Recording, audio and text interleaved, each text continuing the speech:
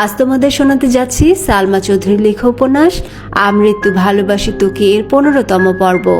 চলো মনটা একটু থামিয়ে ডুবে যাই আজকের অধ্যায়ের অদ্ভুত টান, রহস্য আর অনুভূতির খেলায়। পর্ব 15। আবির 2টা চেয়ার এনে পরিষ্কার জায়গাতে রেখে নিজেই টিস্যু দিয়ে মুছে বলল, বসে এখানে। আবির 3 প্লেট ফুচকা অর্ডার দিয়ে এসেছে।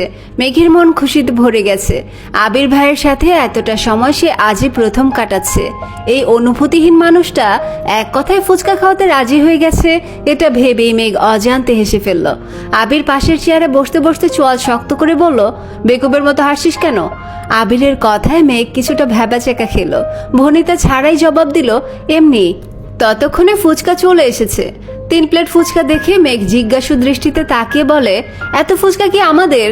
আবির উদ্দিলিত ভঙ্গিতে বলে, শুধু তোর, এগুলো খাওয়ার পর মন চাইলে আরো নিতে পারিস।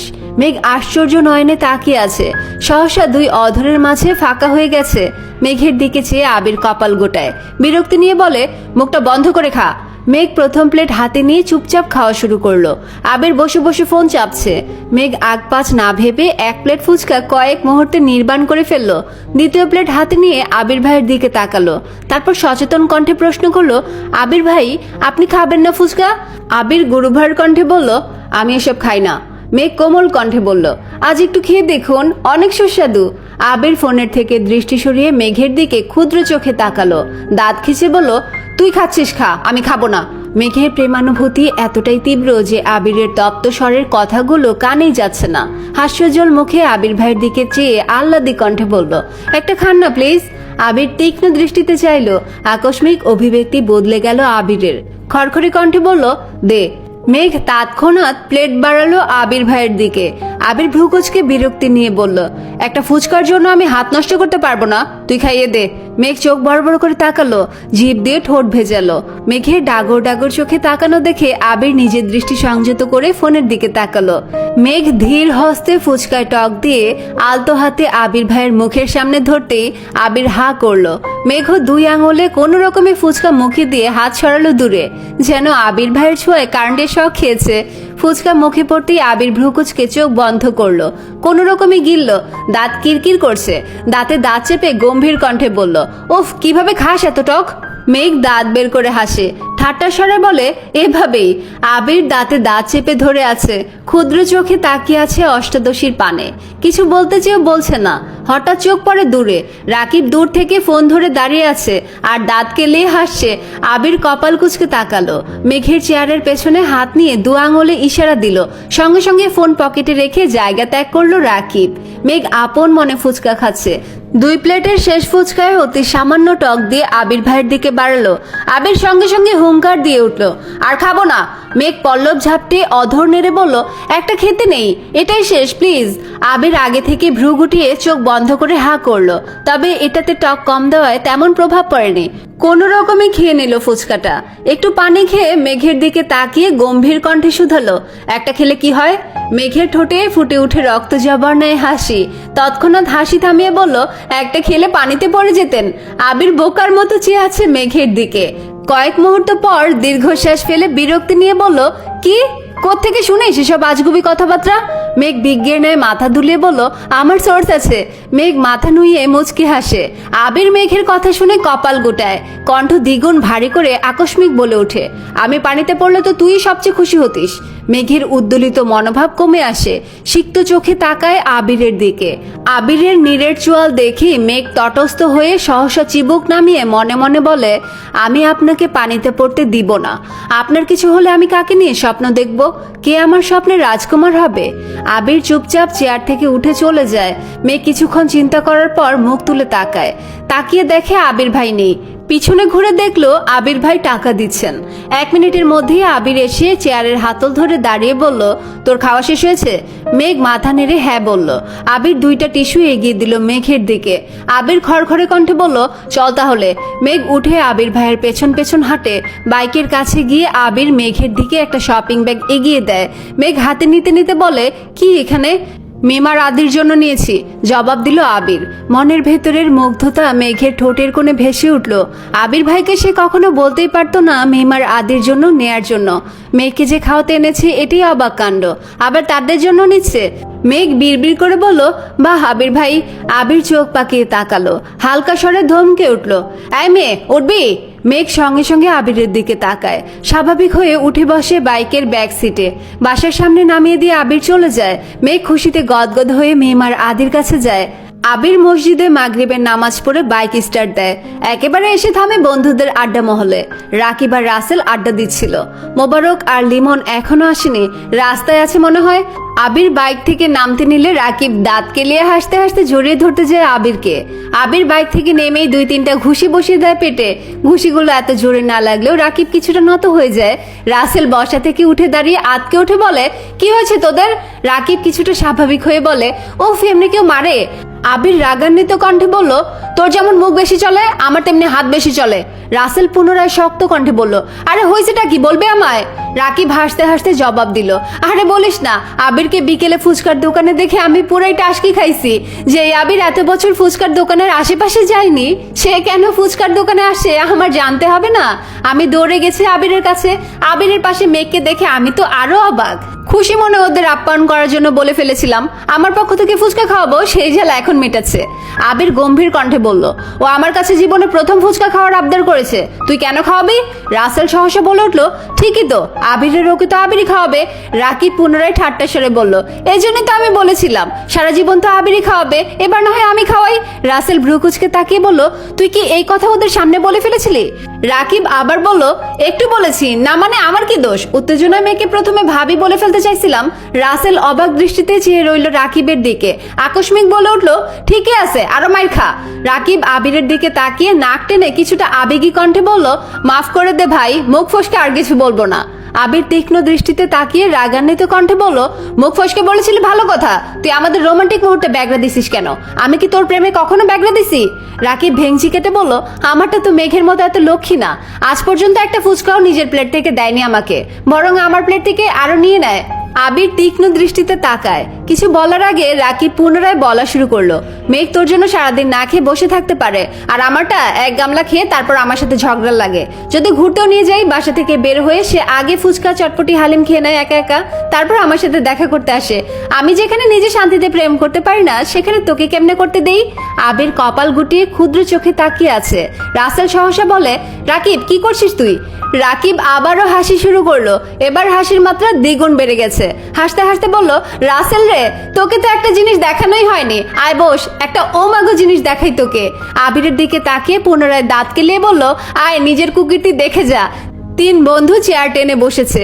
এর মধ্যে মোবারক আর লিমনও এসেছে। 5 জনই চেয়ার কাছাকাছি এনে বসেছে। আবির ভেবেছিল ছবি দেখাবে, তাই এতটা মনোযোগ দেয়নি।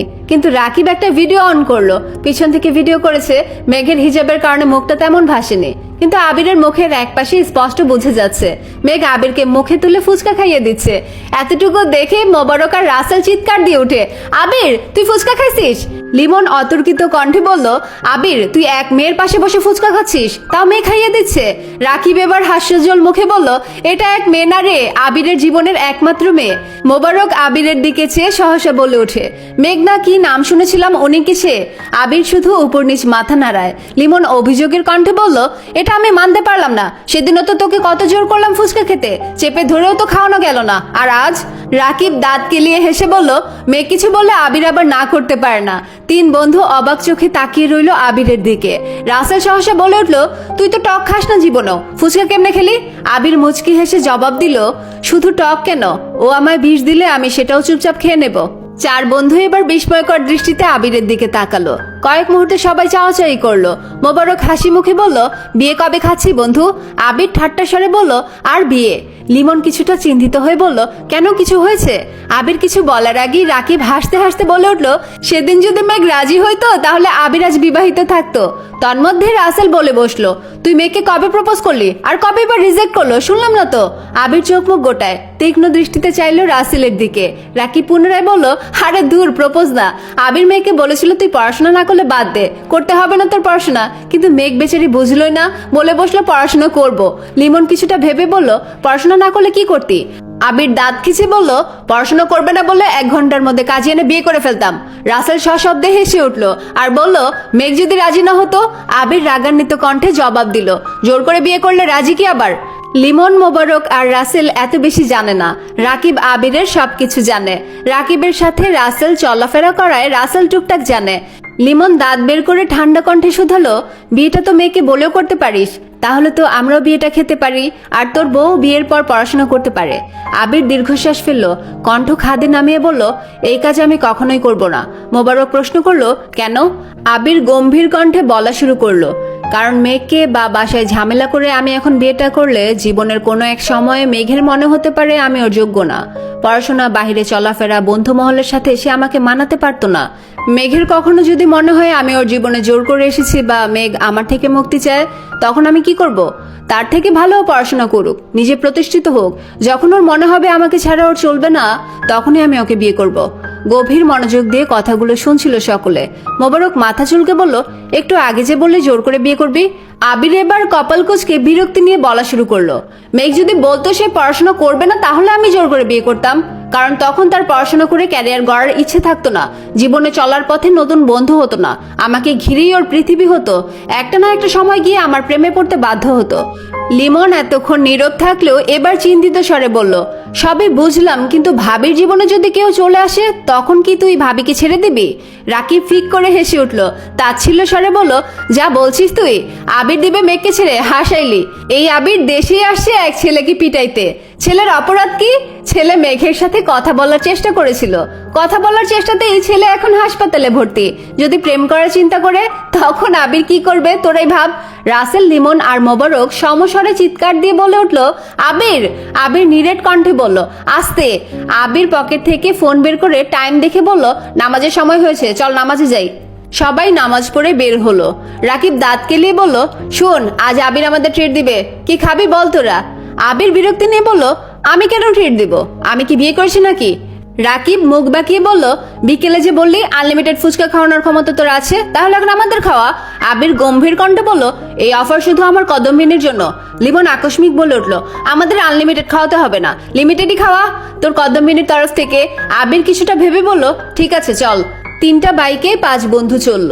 আবির একা, বাকি 2 বাইকে 2 জন করে। নামি দামি রেস্তোরাঁ এসে বসলো সকলে। আবির উৎফুল্ল কণ্ঠে শুধালো, বুফে খাবি নাকি কাচ্চি? 4 বন্ধু চোখোচোখি করলো। রাসেল মুচকি হেসে বলল, দেখলি লিমন, মেঘের কথা বলতেই বুফে অফার করছে, কি ভালোবাসা। মোবারক বলে বসলো, তাহলে 2 দিন পর পর ভাবির কথা বলে খাবার খাওয়া যাবে? আবির কড়া কণ্ঠে জবাব দিল, এটাই আমার বিয়ের আগে আমাদের পক্ষ থেকে তোদের প্রথম এবং শেষ ট্রিট। এতদিন মেঘের কথা এত ডিটেলসে জানতি না, তাই ট্রিটের কথা উঠেনে। আজ যেহেতু জেনেছিস, তাই ট্রিট দিচ্ছি, আর কিছুই না। সবাই কাচ্চি আর বোরহানি নিল। আবির ফোন বের করে টাইম দেখে তাড়াতাড়ি খাওয়া শেষ করলো। বাকি 4 বন্ধু এখনো খাচ্ছে। আবির হাত ধুয়ে টিস্যু দিয়ে হাত মুছতে মুছতে বলল, তোরা কি আর কিছু খাবি? কেন, চলে যাবি নাকি? রাকিব বলল। আবির মুচকে হেসে বলল, তোদের ভাবি আমার জন্য অপেক্ষা করছে। সবাই একসাথে বলে উঠল, লিমন অভিমানের স্বরে বলল, বাহ বন্ধু বাহ, একবারেতে প্রেম করে যা মজা নিচ্ছিস। এদিকে আমার সব কাজিনের বয়স 5 বছরের কম, জীবনটা বেদনা। আবির একগাল হেসে বলল, আর কিছু না খেলে বিল দিয়ে দিচ্ছি। সবাই বলল, আর কিছু খাবো না, দয়া করি তোরা সুখী হ। আবির বিল পরিশোধ করে সবার থেকে বিদায় নিয়ে বাসার উদ্দেশ্যে রওনা দিয়েছে। এদিকে মেঘ সন্ধ্যার পর বাসায় এসে কিছুক্ষণ রেস্ট নিয়ে পড়তে বসেছিল। ঘন্টা 2 পরে খেয়ে নিয়েছে। আবির শুক্রবারে বাইরে বন্ধুদের সাথে হাবিজাবি খায়, রাতে বাসায় ফিরে আর ভাত খায় না। এজন্য মেঘও শুক্রবারে আবির ভাইয়ের কথা ভাবে না, সবার সাথে খাবার খেয়ে নেয়। ঘন্টা 2 পড়াশোনা করে আবির ভাইয়ের জন্য অপেক্ষা করছে মেঘ। আজ আবির ভাইয়ের প্রতি ভালোবাসা উতলে পড়ছে মেঘের। ভাবছে আবির ভাই ফিরলে 1 কাপ কফি করে দিবে আবির ভাইকে। বেলকনিতে দাঁড়িয়ে আছে, হঠাৎ আবির ভাইকে বাইক নিয়ে গেটে ঢুকতে দেখে এক দৌড়ে নিচে চলে যায়। ড্রয়িং রুমে কেউ নেই, খাওয়া দাওয়া শেষ অনেকক্ষণ আগেই। সবকিছু গুছিয়ে সবাই সবার রুমে চলে গেছেন। মেঘ পা টিপে রান্নাঘরে যায়। আবির চাবি দিয়ে লক খুলে বাসার ভেতরে ঢুকে বড় বড় কদম ফেলে হাঁটে সিঁড়ির দিকে। মেঘ ছোট একটা পাতিল টান দেয় পানি বসানোর জন্য। এই পাতিলের নিচে যে আরেকটা পাতিল ছিল, সেটা তার চোখে পড়েনি। পাতিল ফ্লোরে পড়তেই জোরে শব্দ হয়। শব্দ শুনে আবির পাশ ফিরলো, তাকালো রান্নাঘরের দিকে। মেঘ চোখ বন্ধ করে এক হাতে পাতিল সহ আরেকটা খালি হাতের আঙুল দিয়ে 2 কান চেপে ধরে আছে। মেঘকে রান্নাঘরে দেখে আবিরের পায়ের রক্ত মাথায় উঠে গেছে। দ্রুত পায়ে হেঁটে গেল রান্নাঘরের দিকে। আবির দাঁতে দাঁত চেপে গম্ভীর কণ্ঠে শুধালো, এখানে কি করছিস? আবির ভাইয়ের কণ্ঠ শুনে কেঁপে ওঠে মেঘ, ভড়কে যায় কিছুটা। মনে মনে ভাবছে, যদি বলি আবির ভাইয়ের জন্য কফি করতে আসছি তাহলে আমি শেষ। নরম স্বরে আস্তে করে মেঘ বলল, কফি খেতে ইচ্ছে হচ্ছিল। আবির সূক্ষ্ম দৃষ্টিতে পরখ করলো অষ্টাদশীর আপাদমস্তক, গম্ভীর কণ্ঠে বলল, তুই ডাইনিং এ বস, আমি আনছি। মেঘ তটস্থ নজরে চাইল, দৃষ্টি তার নিরেট। কয়েক মুহূর্ত পর পাতিল রেখে ডাইনিং টেবিলের চেয়ার টেনে বসলো। এক দৃষ্টিতে তাকিয়ে আছে রান্নাঘরে। আবির বেসিন থেকে হাত ধুয়ে কিছুক্ষণের মধ্যে 2 কাপ কফি নিয়ে ডাইনিং এ আসলো। 1 কাপ মেঘের দিকে এগিয়ে দিল, বসলো মেঘের বিপরীতে। মেঘ আস্তে আস্তে ফু দিয়ে এক চুমুক খেলো, সঙ্গে সঙ্গে বিস্ময়কর চোখে তাকালো আবির ভাইয়ের দিকে। তারপর আরেক চুমুক দেয় কফিতে। আবির কফিতে এক চুমুক দিয়ে মেঘের দিকে তাকিয়ে বলল, চিনি ঠিক আছে? মেঘ সহসা উপর নিচ মাথা নাড়ালো। আবির ভ্রু নাচিয়ে শুধালো, তাহলে এভাবে তাকিয়ে আছিস কেন? মেঘ বিস্ময় কণ্ঠে বলল, আপনি এত ভালো কফি বানাতে পারেন, কিভাবে শিখেছেন? আবির নিরুদ্বেগ কণ্ঠে উত্তর দিল, বাইরে থাকলে এরকম অনেক কিছু শিখতে হয়, পরিস্থিতি শিখিয়ে দেয়। মেঘ কি বুঝলো কে জানে, একগাল হেসে বলল, থ্যাংক ইউ আবির ভাই। আকস্মিক আবিরের অভিব্যক্তি বদলে গেল। ভ্রুকুচকে ধমকের স্বরে বলে উঠল, বাড়িতে এতগুলো মানুষ আছে, সাথে একজন হেল্পিং হ্যান্ড থাকার পরও তুই রান্নাঘরে ঢুকলি কোন সাহসে? আবির ভাইয়ের ধমকে চমকে উঠল মেঘ। অক্ষি পল্লব কাঁপছে তীর তীর, ঘামতে শুরু করেছে। ফ্যাল করে তাকিয়ে আছে আবির ভাইয়ের দিকে। আবির দ্বিতীয়বার গম্ভীর কণ্ঠে বলল, দরকার হলে তোর জন্য আরো 2 জন হেল্পিং হ্যান্ড রাখবো, তারপরও তোকে যেন আগামী 3 মাস রান্নাঘরে পা দিতে না দেখি। কথা শেষ হওয়া মাত্রই হাতে কফির কাপ নিয়ে নিজের রুমের দিকে চলে গেল। মেঘ মানব মূর্তির ন্যায় চেয়ারে বসে রইল। এই ছিল আমৃত্যু ভালোবাসি তোকে উপন্যাসের 15তম অধ্যায়। জীবন কখনো কখনো এমন মানুষকে কাছে আনে যাকে বোঝা সবচেয়ে কঠিন, কিন্তু অনুভব করা সবচেয়ে সহজ। যদি ভালো লেগে থাকে গল্পটা, তাহলে লাইক, কমেন্ট, শেয়ার করতে আর আমাদের গল্পঘর রোকসানাস লাইফ ক্যানভাসে সাবস্ক্রাইব করতে ভুলবে না। আগামী পর্বে দেখা হবে নতুন অনুভূতি আর নতুন রহস্য নিয়ে। ততদিন পর্যন্ত ভালো থেকো, সুস্থ থেকো, মায়ায় থেকো। আল্লাহ হাফিজ।